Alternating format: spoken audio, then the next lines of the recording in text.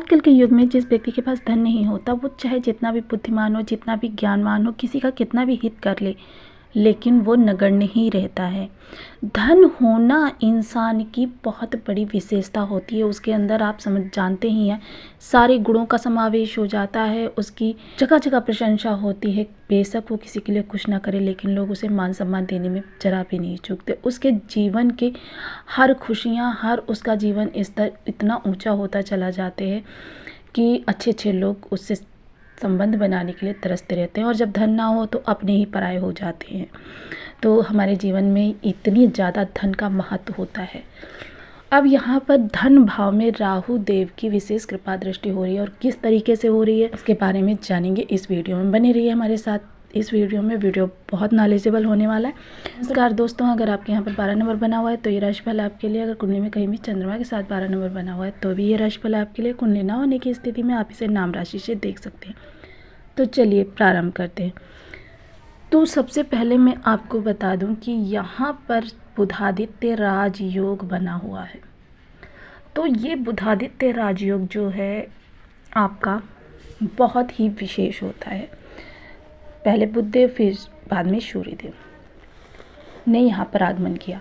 अब संसार को प्रकाशित करने वाला आपके व्यय भाव को प्रकाशित कर रहा है। अब वैसे तो अगर देखें कि व्यय भाव में किसी ग्रह का होना, यानी आपके खर्चों में बढ़ोतरी, आपको मानसिक समस्याएं, आपको मान प्रतिष्ठा में कमी, ये सारी चीज़ें देते हैं।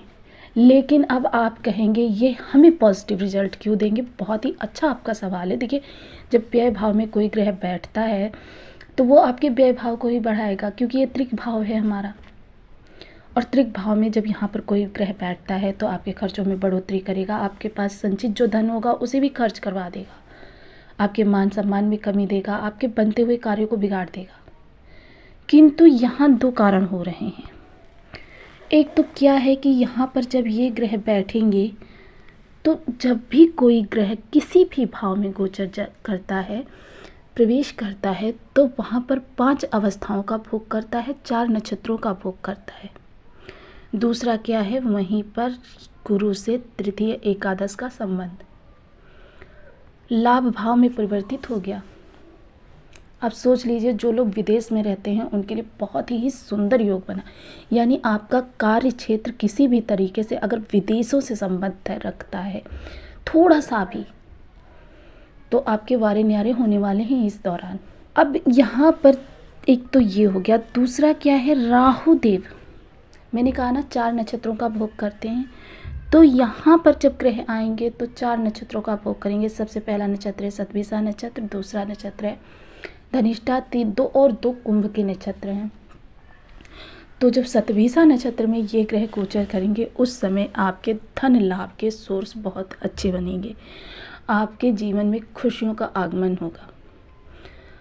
हालांकि ये आपकी 7.5 भी है इस समय और शनिदेव भी यहाँ पर हैं, लेकिन गुरु के साथ लाभ संबंध होने की, क्योंकि जैसा कि हम सभी जानते हैं गुरुदेव के साथ किसी भी ग्रह का संबंध अगर हो जाता है, तो देखिए गुरु हमें अपना प्रभाव देने में इसीलिए अक्षम हो जाते हैं कि वो अपना प्रभाव इसीलिए नहीं दे पाते कि जहाँ जहाँ उनका संबंध होता है, चाहे वो दृष्टि संबंध हो, चाहे इस तरीके से नवम पंचम संबंध हो, तृतीय एकादश संबंध हो, चतुर्थ दशम संबंध हो, कोई भी संबंध हो, वहाँ पर वो अपनी पूरी ताकत के साथ, जितना भी उनके पास बल होगा, पूरी ताकत के साथ वहाँ से रिलेटेड समस्याओं को दूर करने में अपनी ताकत लगा देते हैं, स्वयं क्षीण हो जाते हैं। उस भाव से संबंध आपको लाभ नहीं दे पाते। अब वैसे तो यहाँ पर आपके धन भाव में बैठे हुए हैं, लेकिन करें तो क्या करें, 3 दृष्टियाँ इनके पास होती हैं, तृतीय 3 दृष्टियाँ इनके पास होती हैं, पंचम सप्तम नवम। तो जब ये पंचम सप्तम नवम से यहाँ पर परेशानियों को दूर कर रहे हैं, यहाँ पर परेशानियों को दूर कर रहे हैं, तो इनके पास स्वयं के पास बल नहीं बचा। चलिए, इनके तो आपको उपाय हमेशा ही करने हैं। जब यहाँ पर बैठेंगे तो आपके खर्चों को थोड़ा सा नियंत्रित करेंगे। आपके विदेशों से जुड़े हुए जो भी कार्य होंगे वो इस समय पर पूर्ण रूप से संपन्न होंगे। आपके जीवन में एक लाभ की स्थिति उत्पन्न होगी, अचानक धन लाभ, आपको अचानक धन लाभ के योग बनेंगे। किसी ऐसी संपत्ति जो आपकी किसी विदेश में रहने वाले मित्र द्वारा आपके विदेश, मैंने देखिए आपको कई बार कहा है, आप पैतृक स्थान से निकल जाइए, सर्वत्र आपका विदेश ही विदेश है। आप अपने जीवन में नित नई ऊंचाइयों को छुएंगे, नित नई प्रगति करेंगे, आपके जीवन में एक नई आशा का प्रादुर्भाव होगा। साढ़े साथी का ये जो प्रथम चरण चल रहा है, साढ़े साथी का प्रथम चरण आपके खर्चों को अनियंत्रित करता है, लेकिन यहाँ पर गुरु के साथ संबंध बन जाने के कारण आपके इस समय पर खर्चे नियंत्रित हो रहे हैं मई तक। तो ये मई तक का जो समय है आपके लिए बहुत ही सुंदर काल में परिवर्तित हो गया है गुरु की वजह से। जब गुरु यहाँ से राशि परिवर्तन करेंगे उस समय भी ये इन्हीं ग्रहों को देखेंगे, तब आपके लिए और थोड़े से अच्छे रास्ते बनाएंगे गुरुदेव। आपकी राशि के लिए सबसे अच्छी बात यहाँ पर क्या हो रही है कि गुरुदेव का ऐसे भावों से संबंध इस समय पर बन रहा है कि जब वो स्वयं आपके शनिदेव और द्वादश भाव को देखेंगे, यानी ये जो द्वादश भाव वाला आपका खर्चों वाला समय है ये गुरुदेव टोटली कवर करते रहेंगे।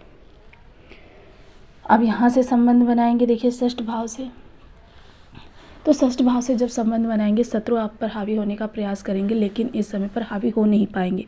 देखिए पीठ पीछे चुगली करना तो शत्रुओं का हमारे स्वभाव होता ही है, लेकिन सामने वो आपसे आंख मिलाने की हिम्मत नहीं कर पाएंगे।